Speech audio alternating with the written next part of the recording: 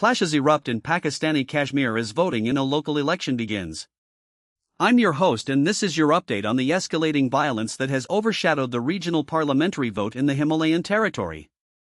The reporting comes from Ziaur Rahman, Jalaluddin Mobil and Elian Peltier of the New York Times, who are on the ground in Pakistan-administered Kashmir. On Tuesday morning, police in Mirpur confronted members of the Joint Awami Action Committee who had gathered the day before to protest earlier clashes between the group and law enforcement. At least 2 people were brought to the district hospital with gunshot wounds and later died, according to a district official who asked to remain anonymous. The Human Rights Commission of Pakistan has called for an immediate end to what it describes as a cycle of violence and has urged an independent investigation into the reported deaths and injuries. The unrest is not new. Since early June, protesters have staged sit-ins, strikes and demonstrations demanding electoral reforms ahead of the parliamentary election that started Monday and will run in 3 phases until August 10. The Joint Awami Action Committee, a coalition of businessmen, students and civil society activists, wants the parliamentary seats reserved for Kashmiris living elsewhere in Pakistan reallocated to residents of the territory itself.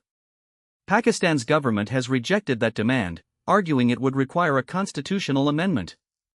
Thousands of the group's supporters gathered in Rawalakot, about 20 miles from the heavily militarized de facto border that divides the parts of Kashmir claimed by India and Pakistan.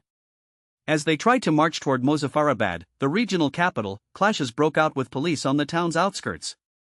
The committee says several of its supporters were killed in those confrontations, but that claim has not been independently verified and officials had not confirmed any deaths as of Tuesday. Violence has been mounting for weeks. Local officials and independent estimates put the death toll at least 30 people, including protesters, law enforcement personnel, and bystanders, since early June, before the latest round of fighting on Monday.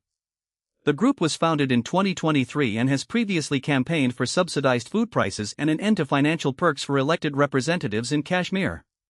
Protests turned deadly in 2024 and 2025, but the current episode appears to be the deadliest yet.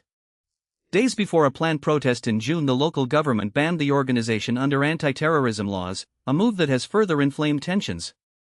The Human Rights Commission's appeal for an independent probe underscores the urgency of the situation even as the election proceeds under a cloud of uncertainty. We will keep you updated as events unfold. Thanks for listening and stay informed.